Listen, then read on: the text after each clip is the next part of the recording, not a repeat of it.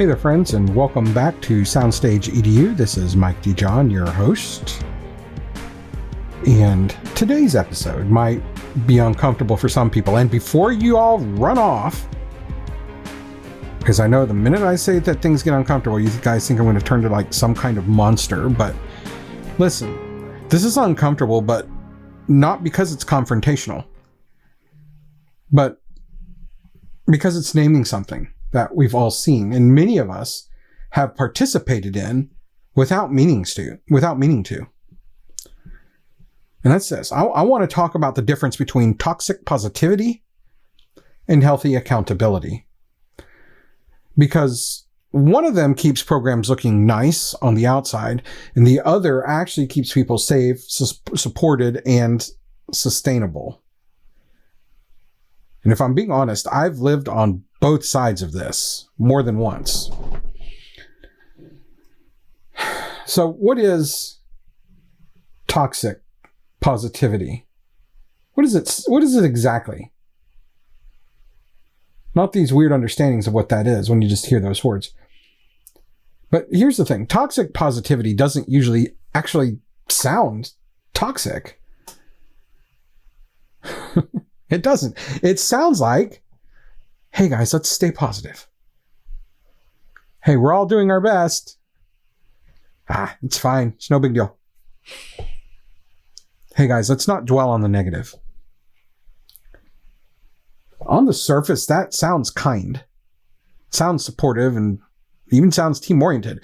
But here's what toxic positivity actually does. In those moments when that toxic positivity comes out, it shuts down necessary conversations because it prioritizes comfort over truth, image over repair, silence over clarity. And we've been through that in this group. You guys remember the judging rubric episode? It was chock full of clarity. And what I learned is that when I brought that kind of clarity to the table, a large portion of people would have voted that I remain silent.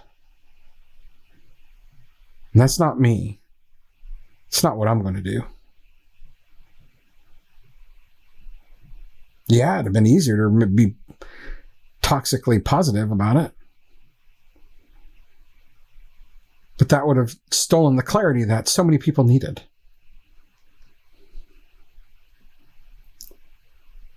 So over time, this kind of behavior teaches people that naming problems is more dangerous than just ignoring them. And I watched someone go through that. I watched that become a reality for someone in a very dramatic way. I want to be really honest here. There were seasons in my life in education and production and leadership where I used positivity as a shield. And it's not because I didn't care, but because I didn't yet have the language or the support to hold those hard conversations safely. So instead of saying something like, hey, this isn't working, I would say, let's just keep moving. Instead of saying, man, someone's carrying way too much in this situation, I'd say, we're such a strong team. We get so much done.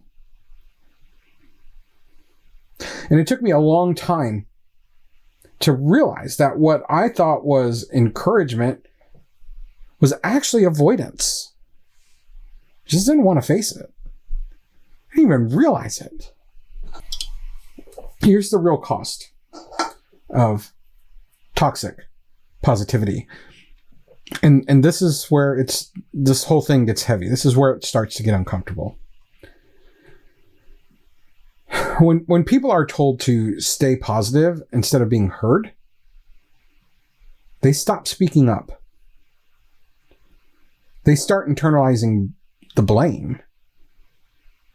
And they begin to carry the frustration from all of it quietly.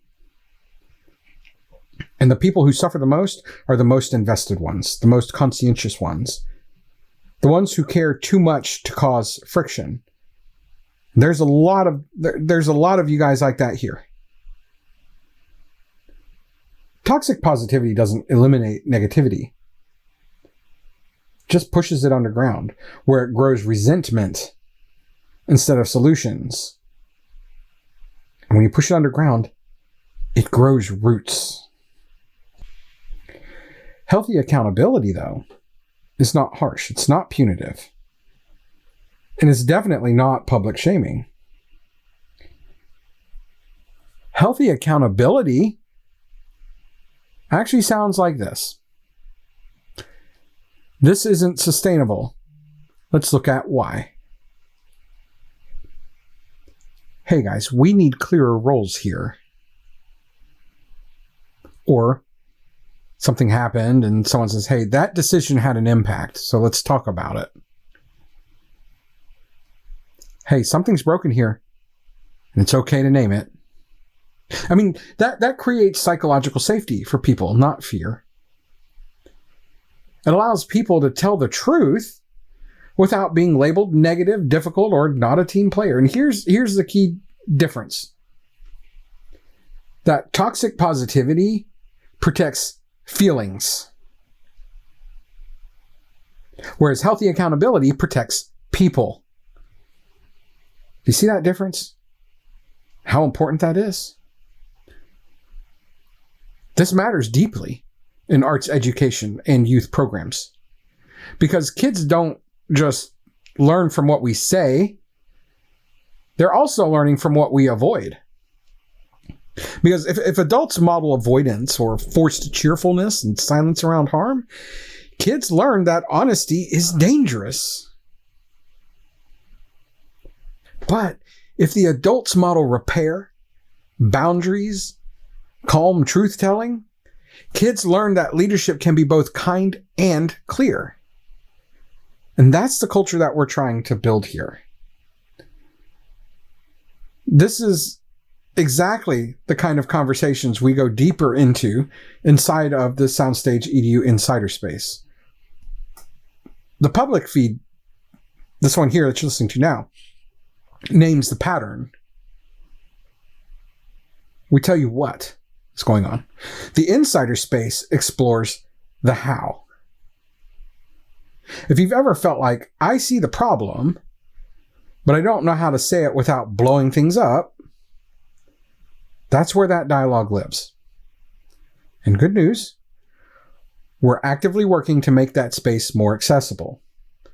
As soon as Spotify allows it, the Insider subscription will move to $2.99 a month, so that more people can be part of these conversations without the financial strain. You'll hear more about that soon as we find out. I also want to point you to the Soundstage EDU website. There you're going to find governance basics that we're continuing to add to.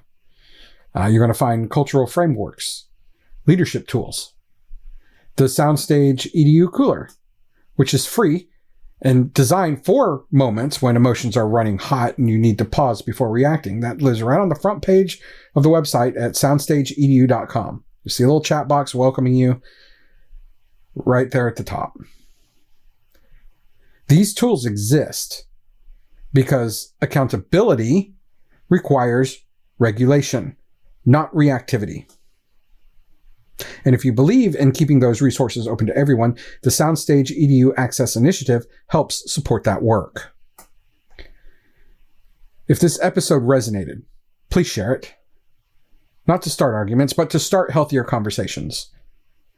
Post it, send it, drop it into a group where people are stuck pretending everything's fine.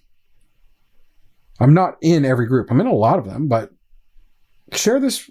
I mean, it's stronger when it's being shared from other people and not just the same person over and over again, right? Because listen, sometimes naming the thing is the first act of care. Positivity isn't the enemy. But positivity without accountability becomes pressure. And pressure always finds a release. And it's almost always in the wrong places. I need you to understand something, guys. Healthy programs aren't perfect, but they are honest. They don't rush to look good. They slow down long enough to be good. Thanks for being here, guys. Thanks for being willing to wrestle with the uncomfortable stuff. And I'll see you all in the next episode. Take care, guys.